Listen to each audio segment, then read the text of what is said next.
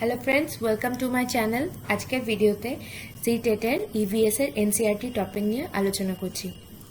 প্রথমেই দেখব dead C.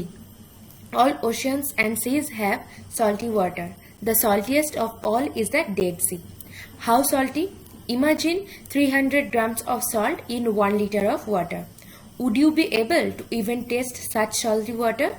It would be very bitter. Interestingly, even if a person does not know how to swim, she would not drown in this sea. She will float in water as if lying down on it. Remember the lemon you floated in salty water? সকল সমুদ্র আর সাগরের জল লবণাক্ত হয়, আর যেগুলো dead C হয় সেগুলো সবথেকে বেশি লবণাক্ত হয়।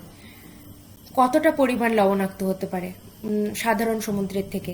যেমন হচ্ছে আমরা ভেবে নেব যে 1 লিটার জলের বোতলে যদি 300 গ্রাম লবণ দেওয়া হয়, সেই 1 লিটার জলের ভিতরে 300 গ্রাম লবণ গোলার পরে যে টেস্টটা হবে সেটা টেস্ট করলে বুঝতে পারবে যে কতটা পরিমাণ তিক্ত হয়।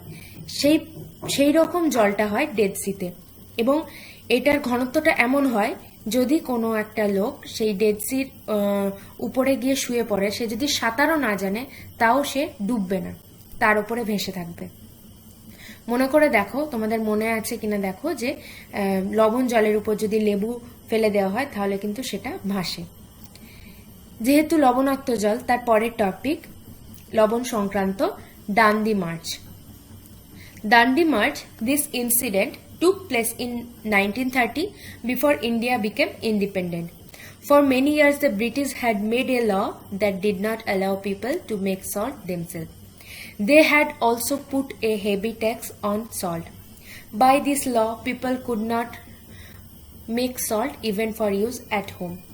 How can anybody live without salt? Gandhiji said, how can a law not allow us to use freely what nature has given? Gandhiji with several other people went on a yatra from Ahmedabad to the Dandi seashore in Gujarat to protest against this law. 1930 সালের একটা ঘটনা, যখন ভারত স্বাধীন হয়নি। বহু বছর ধরে British সরকার আইন করে রেখেছে যে কোনো মানুষ তাদের বাড়িতে লবণ তৈরি করতে পারবে না, কারণ লবণের উপর একটা প্রচুর পরিমাণে কর চাপানো ছিল। এই আইন অনুযায়ী কোনো লোক তাদের বাড়িতে লবণ তৈরি করতে পারবে না। কিন্তু লবণ ছাড়া তারা বাঁচবে কি করে? গান্ধীজি তখন বললেন, যে লবণ প্রকৃতি দিচ্ছে, একটা আইন কি করে সেটাকে আটকায় তাদের না পাওয়ার জন্য? গান্ধীজি তখন কিছু লোকজনকে নিয়ে একটা যাত্রা শুরু করলেন।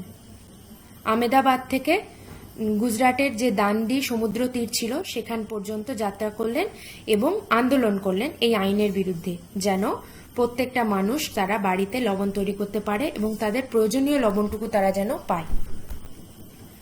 সেটা আমরা দান্ডি মার্চ বলে জানি। এই আন্দোলনটাকে আমরা দান্ডি মার্চ বলে চিনব। কোথা থেকে শুরু হয়েছিল?